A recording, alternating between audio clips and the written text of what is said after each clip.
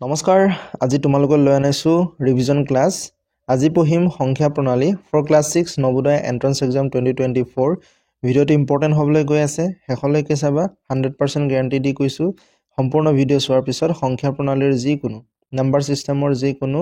প্ৰশ্নৰ উত্তৰ কৰিবলৈ তোমালোকে পাৰিবা কেৱল সংখ্যা প্ৰণালীয়ে নহয় গণিতৰ যিমানটা চেপ্টাৰ আছে গোটেইখিনি আমি কভাৰ কৰিম গোটেইখিনি ৰিভিজন ক্লাছ লৈ আনিম গতিকে যিসকল ছাত্ৰ-ছাত্ৰী নতুনকৈ চাই আছা চেনেলটো সাবস্ক্ৰাইব কৰি থবা আৰু যাতে সময়মতে পাব পাৰা ঠিক আছে আমি আৰম্ভ কৰো ঠিক আছে আমি আগবাঢ়িছো সংখ্যা প্ৰণালী নম্বৰ সিস্টেম সংখ্যাৰ প্ৰকাৰ টাইপস অফ নাম্বাৰ স্বাভাৱিক সংখ্যা আছে মানে 1 2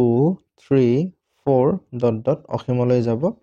1 ৰ পৰা আৰম্ভ হৈ অসীমলৈ গুচি যোৱা এই সংখ্যাবোৰক কোৱা হ'ব স্বাভাৱিক সংখ্যা পূৰ্ণ সংখ্যা 0 0 পৰা আৰম্ভ হয় 0 1 2 3 ডট ডট অৰ্থাৎ 0 আৰু স্বাভাৱিক সংখ্যাৰ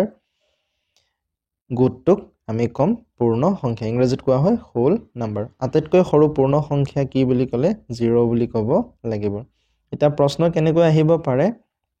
আটাইতকৈ সৰু স্বাভাৱিক সংখ্যা আৰু আটাইতকৈ সৰু পূৰ্ণ সংখ্যাৰ মাজৰ পাৰ্থক্য কিমান 1 আৰু 0 ৰ মাজৰ পাৰ্থক্য বুলি ক'লে বিয়োগ কৰি দিলে হৈ গ'ল তেতিয়া পাৰ্থক্য কিমান হ'ব 1 হ'ব যদি যোগফল সোধা হয় তেতিয়া কি হ'ব 1 + 0 = 1 হ'ব অখণ্ড সংখ্যা ঋণাত্মক সংখ্যা শূন্য আৰু ধনাত্মক সংখ্যাবোৰক একেলগে কি বুলি কোৱা হয় অখণ্ড সংখ্যা ঋণাত্মক সংখ্যা মানে -3 -2 -1 0 1 2 3 এনেকৈ গৈ থকা সংখ্যাবোৰক কোৱা হ'ব অখণ্ড সংখ্যা আটাইতকৈ সৰু অখণ্ড সংখ্যা আমি ক'ব পাৰিমনে আমি উলিয়াব নোৱাৰো আটাইতকৈ সৰু অখণ্ড সংখ্যা আমি উলিয়াব নোৱাৰো আৰু আটাইতকৈ ডাঙৰ অখণ্ড সংখ্যাও আমি উলিয়াব নোৱাৰো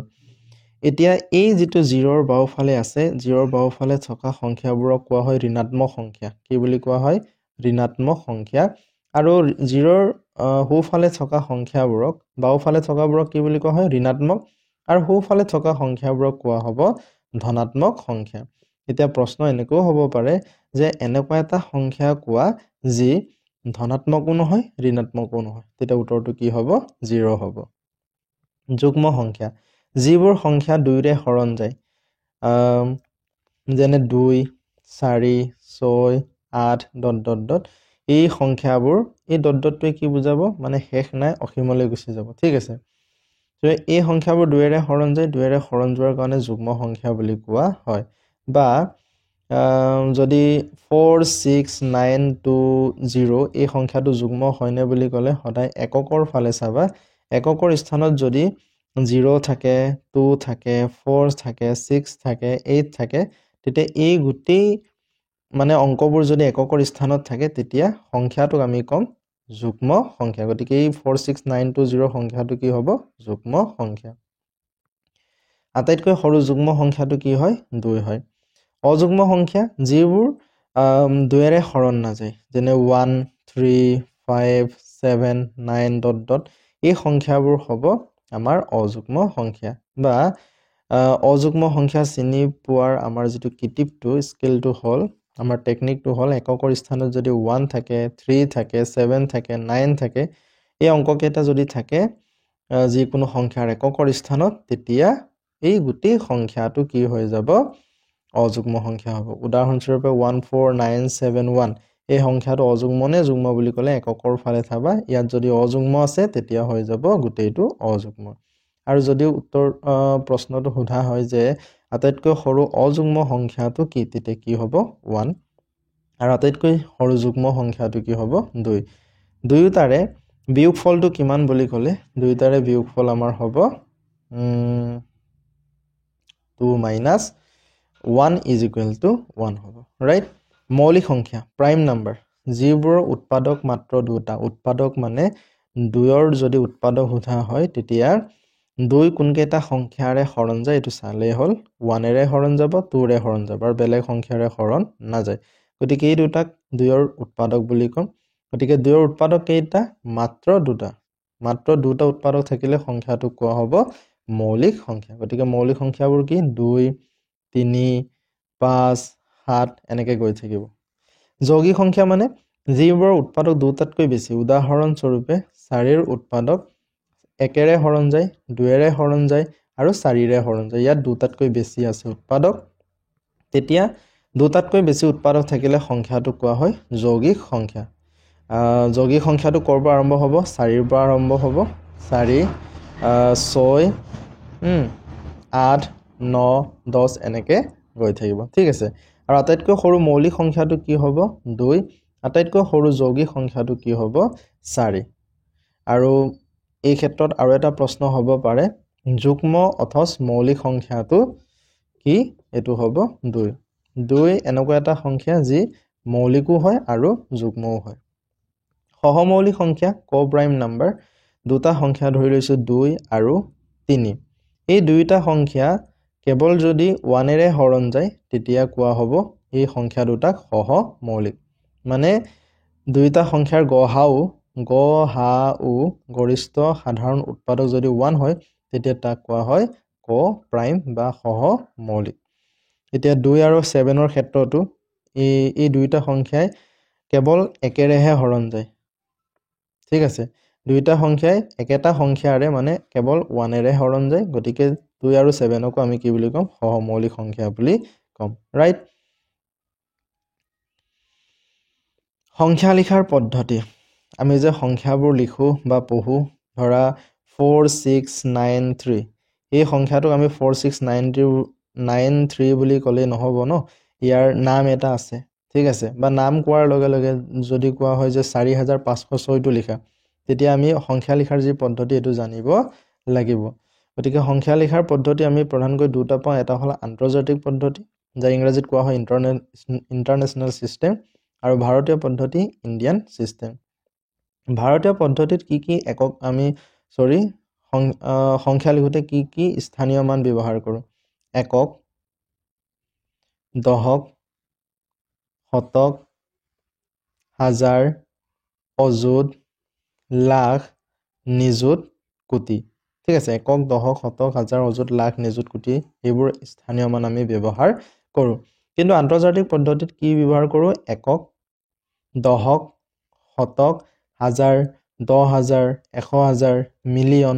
10 মিলিয়ন 100 মিলিয়ন বিলিয়ন এইবোৰ আমি আন্তৰ্জাতিক পদ্ধতিত হিসাব কৰোঁ গতিকে যদি কোৱা হয় যে 10 লাখ ঠিক আছে 10 লাখক আন্তৰ্জাতিক পদ্ধতিত লিখা তেতিয়া আমি প্ৰথম 10 লাখক লিখি লম 1 10 হাজাৰ অযুত লাখ আৰু ইফালে হ'ব 10 লাখ হ'বলৈ হলে ইয়াত 1 টো লগাব লাগিব 1 10 হাজাৰ অযুত লাখ লাখৰ গৰত 10 আছে গতিকে 10 লাখ ইয়াক আন্তৰ্জাতিক পদ্ধতিত লিখা বুলি ক'লে আমি প্ৰথম 3টাৰ আগত কমা দিম ঠিক আছে প্ৰথম 3টাৰ আগত কমা দিম আকৌ 3টাৰ আগত কমা দিম আকৌ 3টাৰ আগত কমা দিলে কি হ'ব এতিয়া আন্তৰ্জাতিক পদ্ধতিত ইয়াক কি বুলি পঢ়িম একক দশক শতক হাজাৰ 10,000 100,000 তাৰ পিছত কি হ'ব মিলিয়ন 10 লাখক আমি কি বুলি পঢ়িম আন্তৰ্জাতিক পদ্ধতিত 1 মিলিয়ন গতিকে 1 মিলিয়নত কিমান লাখ 10 লাখ এই 1 মিলিয়নকে ধৰা 1 10 হাজাৰ 10,000 100,000 আৰু 1 টো লগাই দিলে কি হৈ যাব 1 মিলিয়ন ইয়াক ভাৰতীয় পদ্ধতিত লিখা বুলি ক'লে প্ৰথম 3টাৰ আগত আমি কি দিম কমা দিম তাৰ পিছত দুটাকৈ আমি কমা দুটাৰ আগত কমা দি যাম তেতিয়া ইয়াক পঢ়িম 1 10 হাজাৰ অযুত লাখ 10 লাখ ৰাইট সংখ্যাৰ স্থানীয় মান আৰু নিজা মান সো এটা নাম্বাৰ লৈছো 4609 এটা এই 9ৰ স্থানীয় মান কি বুলি ক'লে 9 কোনটো স্থানত আছে এটো চাব লাগিব একক স্থানত আছে গতিকে 9 একক স্থান মানে 9 আৰু 1 পূৰণ কৰিলে কি হ'ব 9 হ'ব গতিকে ইয়াৰ স্থানীয় মান 9 হ'ব আৰু 0 স্থানীয় মান 0 যতেই নাথাকক ইয়াৰ স্থানটো সদায় কি হৈ যাব স্থানীয় মানটো 0 হ'ব এই 6ৰ ক্ষেত্ৰত ইয়াৰ স্থানীয় মান কি একক দশক শতক ঘৰত আছে মানে 6 খ ঘৰত আছে 600 হ'ব আৰু ইয়াক লিখাৰ আমাৰ যেটো টেকনিকটো আছিলে এই 6 টো প্ৰথম লিখিব লাগে আৰু বাকি দুটাৰ ঠাইত আমি দুটা শূন্য লগাই দিলে ইয়াৰ স্থানীয় মানটো ওলাই যাব ঠিক একেদৰে 4ৰ স্থানীয় মানটো আমি লিখিব পাৰিম 4 আৰু বাকি 3টাৰ ঠাইত আমি কি বুলি লিখিম 3টা শূন্য এটো কি হৈ যাব 4000 আৰু 4000 হোৱাৰ কাৰণটো হ'ল 4000 স্থানত আছে 4609 এতিয়া নিজা মানৰ ক্ষেত্ৰত যদি সোধা হয় যে 4ৰ নিজা মান কি 4ৰ নিজা মান 4য়ে হয় 6ৰ নিজা মান কি 6য়ে হ'ব 0ৰ নিজা মান 0য়ে হ'ব 9ৰ নিজা মান কি হ'ব 9ই হ'ব ঠিক আছে পৰীক্ষাত এইবোৰে আহিব বেলেগ নাহে এনেকৈ সুধিব পাৰে যে 46938 ইয়াত 6ৰ স্থানীয় মান কিমান 6ৰ স্থানীয় মান কি হ'ব 6 লিখিবা আৰু তিনটাৰ ঠাইত তিনটা শূন্য লগাই দিলে ইয়াৰ স্থানীয় মানটো ওলাই যাব আৰু নিজা মান কি হ'ব নিজা মান 6 হ'ব নিজা মান কি হ'ব 6 এতিয়া প্ৰশ্ন এনেকৈ আহিব পাৰে যে 6ৰ নিজা মান আৰু স্থানীয় মানৰ যোগফল কিমান স্থানীয় মানটো কি হয় 6000 নিজা মানটো কি হয় 6 দুইটা যোগ কৰিলে কি হ'ব 6006 এনেকৈ পৰীক্ষাত আহিব ৰোমান সংখ্যা এটো ইম্পৰ্টেন্ট হয় তাৰ আগতে এটা টপিক আমাৰ থাকি গৈছে এটো হল আটাইতকৈ ডাঙৰ সংখ্যা আৰু আটাইতকৈ সৰু সংখ্যা এটা চোৱা এই সংখ্যাটোত কেইটা অংক আছে এটা দুটা অংক আছে এই সংখ্যাটোত কেইটা অংক আছে এই সংখ্যাটোত কি আছে দুটা অংক আছে এটা দুটা এই দুটা কি হয় একে সংখ্যা এটো কি হয় একে সংখ্যা আছে ইয়াৰ ক্ষেত্ৰত বেলেগ বেলেগ অংক আছে আৰু এটো কি হ'ব দুটা অংক আছে গতিকে ইয়াক আমি দুই অংক বিশিষ্ট সংখ্যা বুলি কম ইয়াকো দুই অংক বিশিষ্ট সংখ্যা তিনটা অংক থাকিলে আমি তাক কি বুলি কম তিনিটা অংকৰ তিনি অংকৰ বা তিনি অংক বিশিষ্ট সংখ্যা বুলি কম এতিয়া প্ৰশ্নটো আহিব পাৰে যে আটাইতকৈ তিনিটা অংকৰে লিখিব পৰা বা দুটা অংকৰে লিখিব পৰা চাৰিটা অংকৰে লিখিব পৰা আটাইতকৈ সৰু সংখ্যাটো কি বুলি ক'লে সাপোজ এটা ধৰি লৈছো যে 3 অংকৰ আটাইতকৈ সৰু সংখ্যাটো কি তেতিয়া 1 লিখিবা আটাইতকৈ সৰু বুলি ক'লে প্ৰথম 1 লিখিবা তাৰ পৰা তিনটা বুলি কৈছে ন 3 ৰ পৰা 1 বিয়োগ কৰিলে কি হয় 2 হয় দুটা শূন্য লগাই দিবা তেতিয়া এটো কি হ'ব 3 অংকৰ আটাইতকৈ সৰু সংখ্যা এটো কি হ'ব 100 3 অংকৰ আটাইতকৈ ডাঙৰ বুলি ক'লে 9 লিখি যাবা 9 তিনটা লিখি দিলে হ'ল 4 অংকৰ আটাইতকৈ ডাঙৰ কি হ'ব 9 চাৰিটা লিখি দিলে হ'ল তাৰ পৰা 4 অংকৰ আটাইতকৈ সৰু কি 4 অংকৰ আটাইতকৈ সৰু সংখ্যাটো 1 লিখি শূন্য তিনটা লগাই দিলে এটো কি হৈ যাব 4 অংকৰ আটাইতকৈ সৰু এটা পৰীক্ষাত কেনেকৈ আহে যে 4 অংকৰ আটাইতকৈ ডাঙৰ সংখ্যা আৰু 3 অংকৰ আটাইতকৈ সৰু সংখ্যাৰ মাজৰ বিয়োগফল কিমান পাৰ্থক্য মানে বিয়োগ বা যোগফল কিমান এইবোৰ আহিব পাৰে বা এনেকৈ আহিব যে বেলেগ বেলেগ অংকৰে লিখিব পৰা 3 অংকৰ বেলেগ বেলেগ অংকৰে লিখিব পৰা আটাইতকৈ সৰু সংখ্যা এতিয়া চোৱা 100 টো আমি জানো আটাইতকৈ 3 অংকৰ আটাইতকৈ সৰু সংখ্যা কিন্তু ইয়াত একে সংখ্যা আছে 00 দুটা আছে ন গতিকে বেলেগ বেলেগ যদি লিখিব লগা হয় তেতিয়া আমি কেনেকৈ লিখিব লাগিব আটাইতকৈ সৰু 1 টো লিখি লবা তাৰপিছত 0 লিখিবা আৰু 1 আৰু 0 ৰ পিছতে আটাইতকৈ সৰু কি থাকে অংক 2 গতিকে 102 টো 3 অংকৰ লিখিব পৰা আটাইতকৈ সৰু সংখ্যা বেলেগ বেলেগ অংকৰে ঠিক আছে বেলেগ অংকৰে লিখিব পৰা 3 অংকৰ আটাইতকৈ ডাঙৰ বুলি ক'লে আটাইতকৈ ডাঙৰটো লিখি লবা 9 9ৰ পৰা 9ৰ পিছত কি আহিব 8 তাৰ পিছত কি আহিব 7 এনেকৈ লিখি যাবা এটো হল আটাইতকৈ ডাঙৰ আটাইতকৈ সৰু এতিয়া আৰু এটা ইয়াত টপিক আমাৰ থাকি গৈছে এটো হৈছে 1000 ধৰা 1000 যিকোনো এটা সংখ্যা লিখা আছে এই সংখ্যাটোৰ আগৰ সংখ্যাটো লিখিবৰ কাৰণে কি কৰিব লাগে 1 এটা বিয়োগ কৰিব লাগে 1 এটা বিয়োগ কৰিলে কি হ'ব 999 ইয়াৰ পিছৰ সংখ্যাটো লিখা বুলি ক'লে 1 এটা যোগ কৰিব লাগে তেতিয়া 1001 1000ৰ ঠিক আগৰ দুটা সংখ্যা বুলি ক'লে প্ৰথম কি কৰিব লাগিব 1000 পৰা 1 বিয়োগ কৰিম তেতিয়া কি পাম 999 পাম আৰু এটা উলিয়াবৰ কাৰণে ইয়াৰ পৰাও 1 এটা বিয়োগ কৰিবা 998 আমি লিখিব পাৰো ঠিক একেদৰে 1000ৰ পিছৰ দুটা সংখ্যা লিখা বুলি ক'লে প্ৰথম 1 যোগ কৰাৰ পিছত 1001 হ'ব ইয়াৰ লগতো 1 এটা যোগ কৰাতে কি হৈ যাব 1002 এনেকৈ আমি উলিওৱা হয় এতিয়া আহিলো ৰোমান সংখ্যা মই লিখি দিছো এইখিনি স্ক্ৰিনশ্বট লবা বা লিখি ৰাখিবা মুখস্থ কৰিবা কেইটামান সিম্বল আছে এই সিম্বলবোৰ ৰোমান সংখ্যাত পাই আছে তোমালোকে জানাই এটো হল 1 2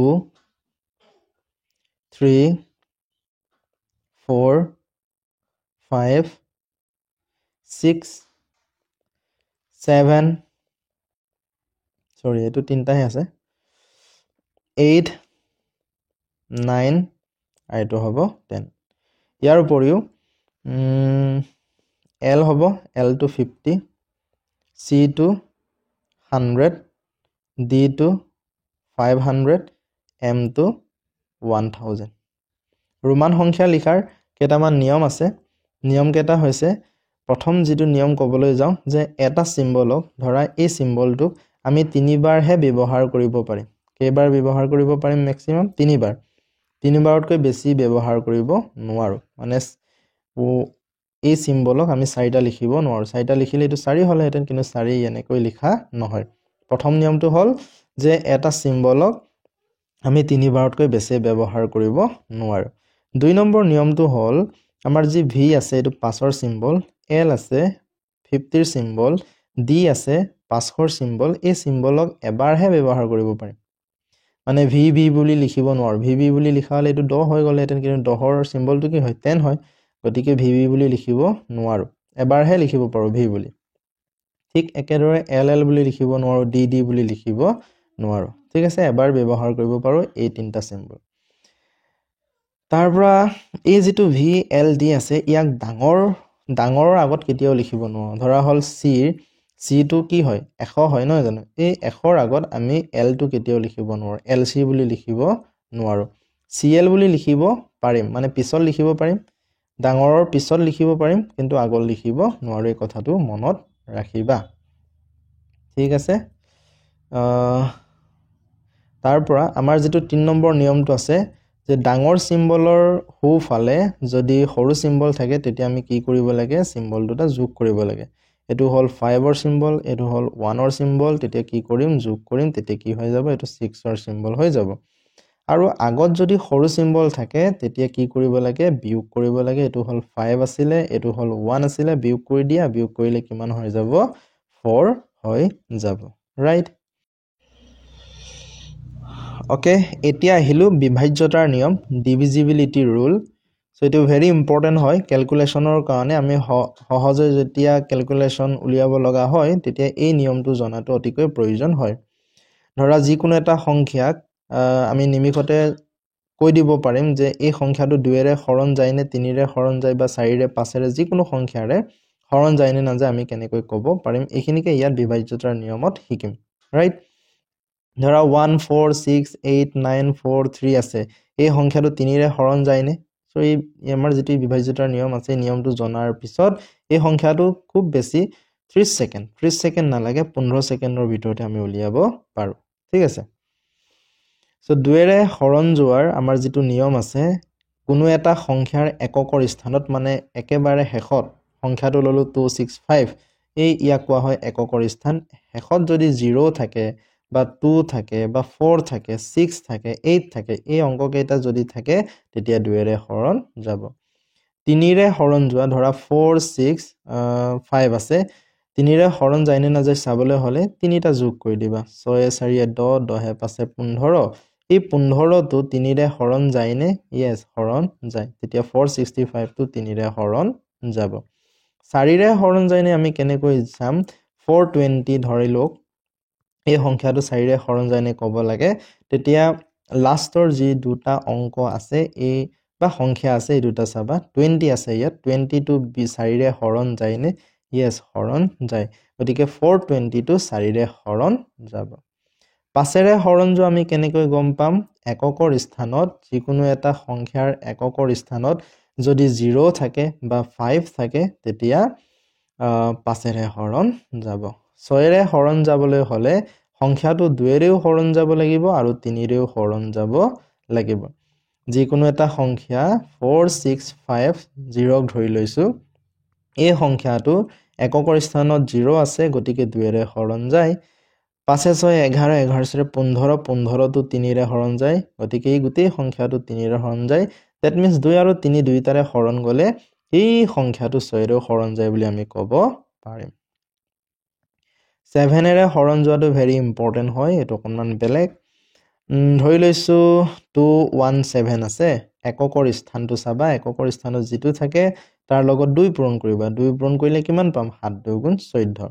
এই 14ক বাকি ইয়াত যিমানে অংক নাথাকো ইয়াত বহুত কেটা চাইটাও থাকিব পাৰে তেতিয়া এই চাৰিটা অংকৰ পৰা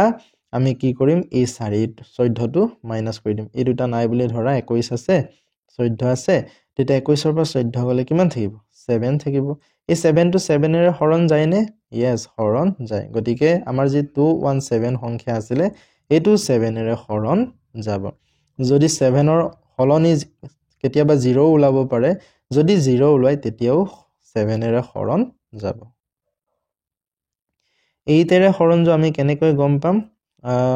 যিকোনো এটা সংখ্যা লগা 1 2 8 0 0 লাষ্টৰ তিনিটা চাবা 4 ৰ ক্ষেত্ৰত দুটা চাইছিলো ন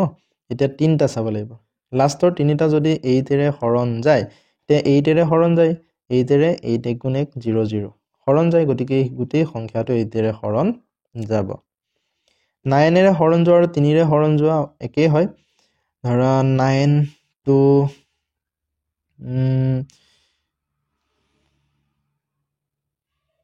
এই সংখ্যাটো ধৰ 9216 এই সংখ্যাটো 9 এৰে হৰণ যায় নে চাব লাগে তেতিয়া গোটেই অংকটো যোগ কৰিবা 9 2 11 11 কে 12 12 6 কি হয় 18 এই 18 9 এৰে হৰণ যায় নে যায় গতিকে গোটেই সংখ্যাটো 9 এৰে হৰণ যাব এই 18 কো ভাঙিব পাৰো একচুয়ালি 1 আৰু 8 ভাঙিলে কি হয় 9 এ হ'ব এই 9 to 9 এৰে হৰণ যায় নে যায় গতিকে গোটেই সংখ্যাটো হৰণ যাব 9 এৰে তেনেৰ হৰণ যোৱা কেনেকৈ চাম এককৰ স্থানত যিকোনো সংখ্যাৰ এককৰ স্থানত যদি 0 থাকে তেতিয়া সৰি এটো কাটি দিছো কাটি দিব নালাগে তেতিয়া তেনেৰে হৰণ যাব 11 ৰে হৰণ যোৱা আমি কেনেকৈ চাম ধৰিলো 1 4 5 6 8 9 আছে এতিয়া এই একটো কোনটো স্থানত আছে 1 নম্বৰ স্থানত আছে এটো কোনটো স্থান আছে 2 নম্বৰ 5 to 3 6 to 4 5 নম্বৰ স্থান আৰু 6 নম্বৰ স্থান এটা অযুগ্ম স্থান এইবোৰ অযুগ্ম স্থান হয় নহয় অযুগ্ম স্থানৰ অংকবোৰ যোগ কৰিবা 1 আৰু 5 যোগ কৰিম 6 হ'ব 6 আৰু 8 যোগ কৰিলে কিমান হ'ব 6 8 14 হ'ব এটা যোগফল পালো 14 যুগ্ম স্থানৰ অংকবোৰ যোগ কৰিবা 9 আছে 9 6 কিমান হয় 15 15 6 কি হয় 19 19 ৰ পৰা 14 বিয়োগ কৰিলে কিমান পাম 5 পাম এই 5 টো 11 ৰে হৰণ যায় নে নাযায় গতিকে এই সংখ্যাটো 11 ৰে হৰণ নাযাব যদি 11 ওলোৱা হলে বা 11 ৰ গুণিতক ওলোৱা হলে 11 ৰে হৰণ যায় বুলি ক'ব পাৰিম বা 11 বা 11 গুণিতক নহলে যদি বিয়োগ ফলটো 0 ওলাই তেতিয়াও 11 ৰে হৰণ যাব ইমানলৈকে জানিলে হ'ব বাকি 11 লৈকে খুব বেছি আহিলে আহিব সো আৰু ইম্পৰ্টেন্ট এটা পইণ্ট আছে তো কৈ দিছো যে ক'ব পাৰে যে প্ৰথম ফাৰ্স্ট 25 নেচাৰেল নাম্বাৰ স্বাভাৱিক সংখ্যাৰ যোগফল উলিয়াবলৈ ক'ব পাৰে তেতিয়া কেনেকৈ উলিয়াবা 25 লিখিবা মানে 1 ৰ পৰা 25 লৈ গোটেই সংখ্যাটো লিখি যোগ কৰি থাকোতে তোমাৰ পৰীক্ষা শেষ হৈ যাব তেতিয়াও ওলাই না যাব ন ইমান মানে বহুত সময় খৰচি হ'ব গতিকে অতি সহজতে উলিয়াব পাৰো সো ফাৰ্স্ট প্ৰথম 25 টা স্বাভাৱিক সংখ্যাৰ যোগফল বুলি ক'লে 25 লিখিবা তাৰপিছত 25 ৰ পিছৰ সংখ্যাটো লিখিবা 26 তাৰপৰা সদায় 2 এৰে হৰণ কৰি দিবা 2 এৰে এই 26 টো কাটি দিলে কেইবাৰ যাব 13 বাৰ যাব ওপৰত আছে 13 ওপৰত আছে 25 কি হৈ আছে পূৰণ হৈ আছে পূৰণ কৰি দিলে ৰিজাল্টটো ওলাই যাব যদি কয় যে ফাৰ্স্ট 25 টা প্ৰথম 25 টা যদি যুগ্ম সংখ্যা ইভেন নাম্বাৰৰ যদি যোগফল উলিয়াবলৈ কয় তেতিয়া কি কৰিম 25 লিখিম পূৰণ লিখিম 25 ৰ পিছৰ সংখ্যাটো লিখিম আৰু পূৰণ কৰি দিম ইয়াৰ ৰিজাল্টটো ওলাই যাব আকৌ 25 প্ৰথম 25 টা অযুগ্ম অড নাম্বাৰৰ যোগফল বুলি ক'লে 25 আছে 25 দুটা 35 থাকিলে 35 দুটা পূৰণ কৰি দিবা ইয়াৰ ৰিজাল্টটো ওলাই যাব ৰাইট ইয়াৰ পিছত প্ৰেক্টিস কোৱেশ্চন কেইটামান তোমালোকলৈ আনিছো এইখিনি তোমালোকে নিজে কৰিবা ইয়াৰ উত্তৰটো জাস্ট মই কৈ যাম 1 নম্বৰৰ উত্তৰটো হ'ব তোমাৰ অপচন সি তাৰপৰা 2 নম্বৰৰ কাৰণে ইয়াৰ যেটো উত্তৰটো হ'ব তোমালোকে চাই লবা ভালকে অপচন এ 3 নম্বৰৰ কাৰণে এটো অপচন এ আছিল নহয় ৰাইট অপচন এ 3 নম্বৰৰ কাৰণে তোমাৰ এই যেটো অপচন ডি টো শুদ্ধ হ'ব 4 নম্বৰৰ কাৰণে 12 ৰ প্ৰথম 5টা গুণিতকৰ যোগফল কিমান এটো হ'ব অপচন বি 180 5 নম্বৰ 4 নম্বৰ এটো 5 নম্বৰৰ কাৰণে আছে 11 ৰে বিভাজ্য হ'বলৈ 5 6 ষ্টাৰ পিছ 819 সংখ্যাটো ষ্টাৰ চিনত কি বহিব